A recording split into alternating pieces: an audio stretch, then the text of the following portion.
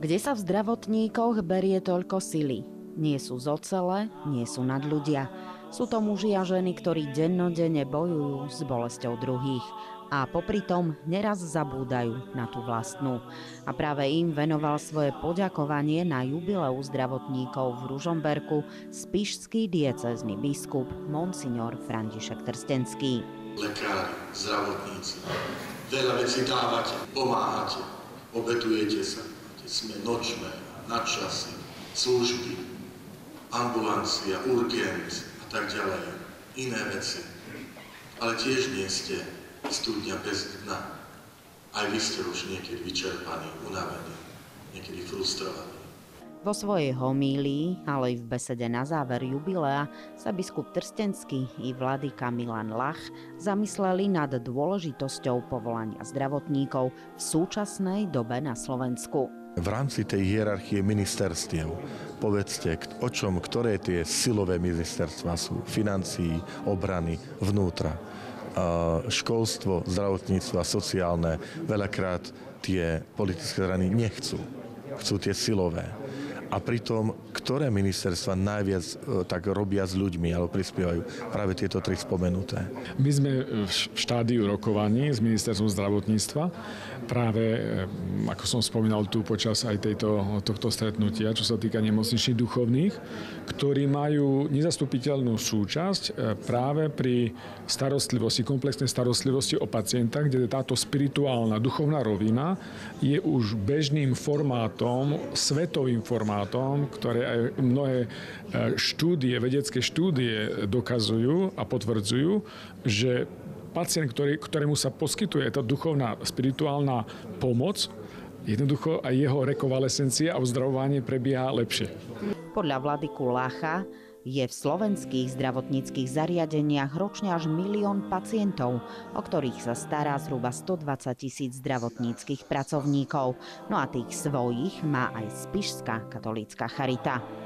Mojím snom bolo vždy stať sa sestričkou a pomáhať ľuďom a to sa mi splnilo a vďaka charite je to vlastne ešte o to krajšie, lebo prichádzame k tým ľuďom do domácnosti.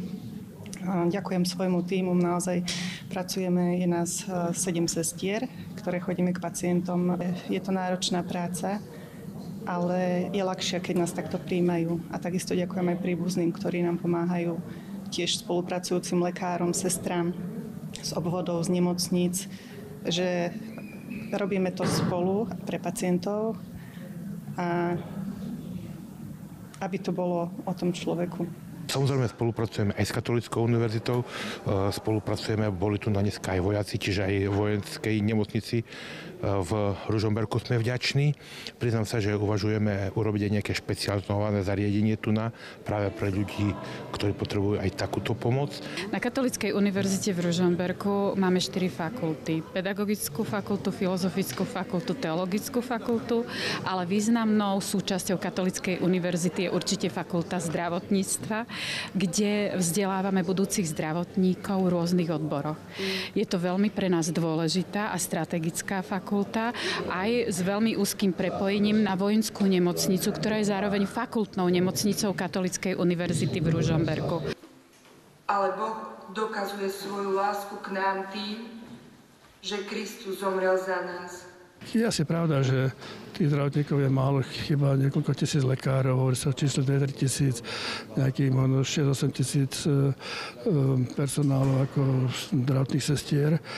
No, my sme jednou zo škôl na Slovensku, z fakult, ktorá ponúka zdravotnícke vzdelávanie, zatiaľ nelekárske, ale zdravotnícke. Z roka na rok musíme odmietať, žiaľ Bohu, viac a viac mladých ľudí, keďže ide o regulované povolanie, ale štúdium na Katolíckej univerzite v zdravotníckych odboroch je veľký záujem a sme za to vďační. A môžem pozvať všetkých mladých ľudí, aby prišli k nám študovať, pretože sme univerzita so špeciálnym zameraním, ale zároveň vítame všetkých študentov z celého Slovenska. Áno, ja sa stretávam s lekármi, s medikmi, ktorí pravidelne majú stretnutia v Martine práve, kde by ste boli prekvapení a ja som bol nemilo prekvapený, veľmi povzbudený práve takou silnou nádejou, keď som videl mladých, 140 mladých ľudí, ktorí sú odhodlaní, aj napriek tomu, že vedia, aká tá situácia neľahká je v slovenskom zdravotníctve, chcú byť nápomocní a chcú slúžiť pacientom skutočne ako kresťania, ako katolíci, ako veriaci ľudia, ktorí majú v srdci živého Boha. No a keďže v záverečnej diskusii obaja biskupy prezradili, že aj oni navštevujú pravidelne tých svojich lekárov, opýtali sme sa ich teda nasledovné. Neplatí to, že vy k nemu sa vyšetriť a on k vám sa vyspovedať? Nie vždy to platí. Nie je to vylúčené, že môže to lekár robiť. A môže to byť prejavom také dôvery, nie? Že sa spoznajú a tak sa skamarátia, že potom ten lekár cíti aj takú dôveru a môže za biskupom sa aj vyspovedať. Keď sa niekto stane biskupom, neznamená, že už nemôže spovedať, takže spovedám aj ja. Takže pokojne môžu prísť aj lekári za mnou.